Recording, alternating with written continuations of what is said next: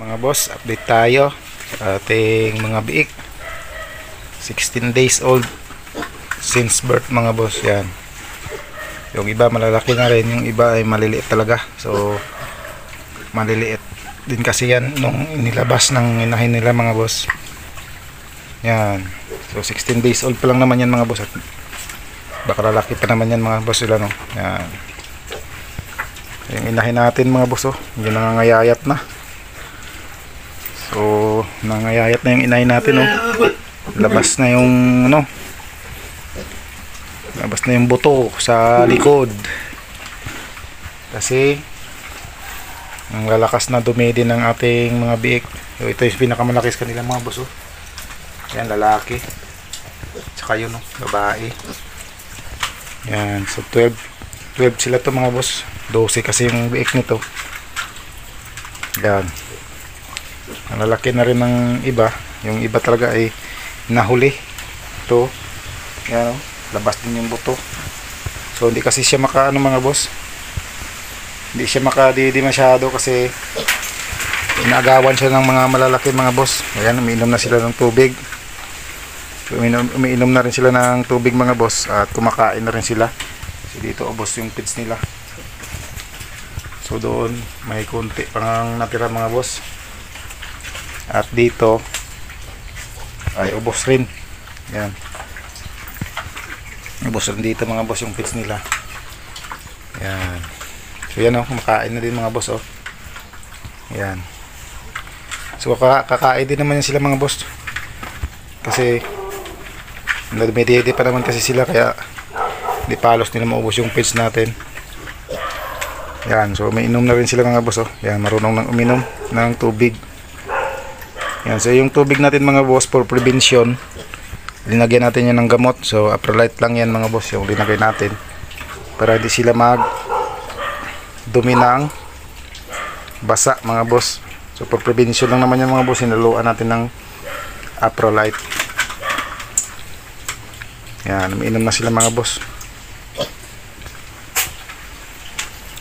Yan, si Mama Pig natin ay sobrang payat na.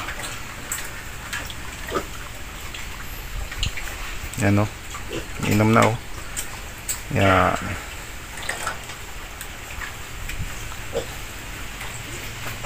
So may isa dito na nagbasa yung dumi mga boss. Ginamot naman natin ng Aprolite din.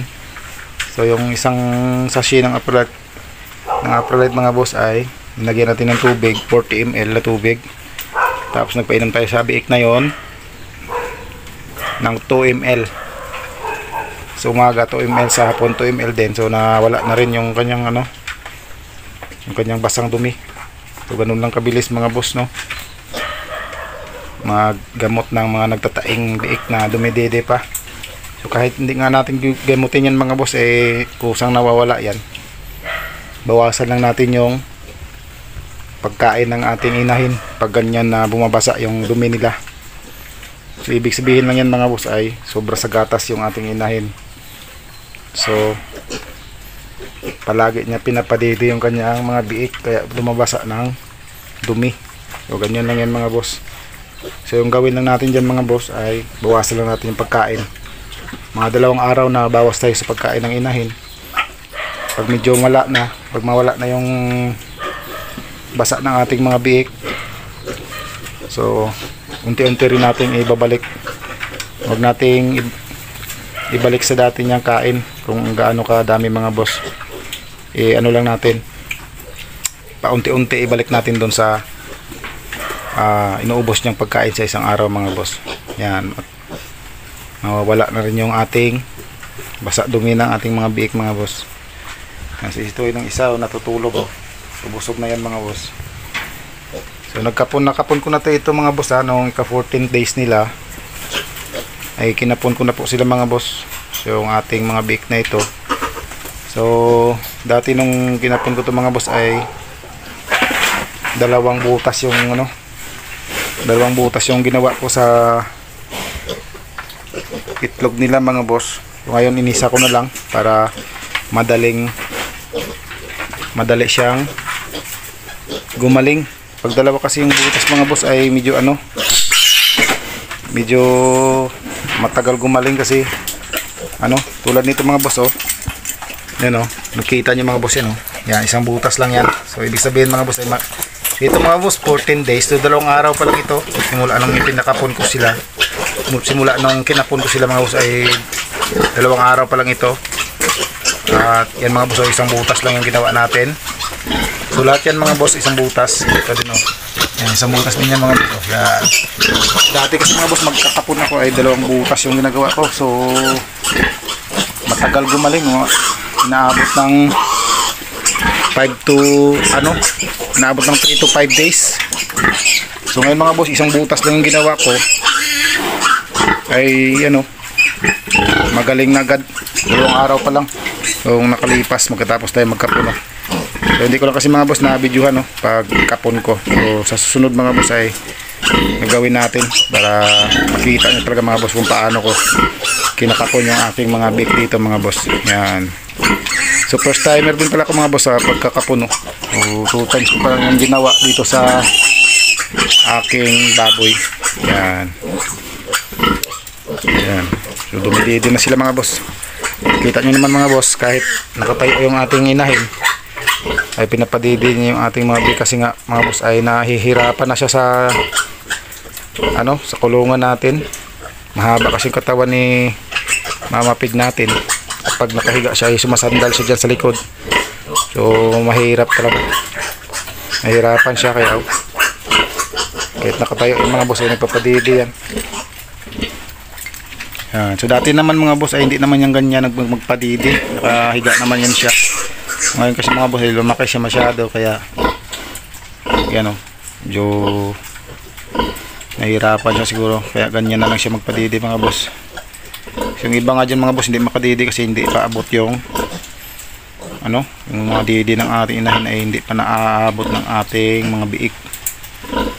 Pero ngayon ay okay na rin naman mga boss kasi malalaki na rin yung ating mga biik. Nasa 16 days old na sila ngayon, eh. Yan. Grabe yung ugat ng ating inahin mga boss sa tiyan, oh. So kitang kita na yung ugat niya. Nangayayat na talaga siya mga boss, oh. Tingnan naman mga boss, oh. Nangayayat. Ito mga boss, oh, maga yung kanyang ano, kabila ng kanyang puwerta na ito. Ay may ano, yung kabila ay hindi naman, oh. Yung kabila ay maga. Kasi may ano, may butas 'to mga boss, oh. Yan, oh. Binutasan ko kanina. Kasi may nana na parang dugo na nana at ang pangit ng amoy mga boss. So pinisil ko yun mga boss palabas. O may lumabas naman na konti. Saka linagyan natin ng Combinix mga boss. Isprayan natin para madaling gumaling. So, pag nababasa kasi yan mga boss, sigurado na naman yan na mamamaga ulit kasi papasok na naman yung mikrobyo. Kaya mamaya i-ano ko rin to, i-sprayan ko na naman ulit yan, oh. May Combinix yan sa loob mga boss. Yung itim na yan, oh. Yan, Combinix yan siya. Yan mga boss, oh. Nagpapadidi pa rin siya, oh. So matagal din siya magpadidi mga boss. Yan.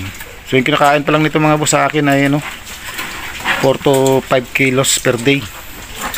Pero ano pa rin siya, payat pa rin. So kahit anong pakain mo talaga mga boss, basta nagpapadidi yung ating mga inahin, ay papayat at papayat talaga yan. So doon na tayo babawi mga boss pag walay na tayo, ay papakainin na ito ng marami para mabilis siya ano, bumrang balik yung kanyang ano, katawan mga boss.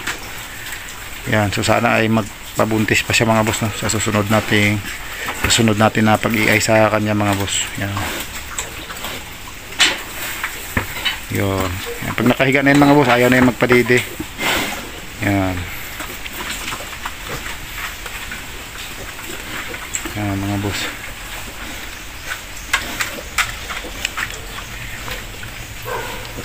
Ano na naman siya mga boss, oh. So yun lang muna mga boss yung ating update dito sa ating 16 days old na mga piglets. Yan.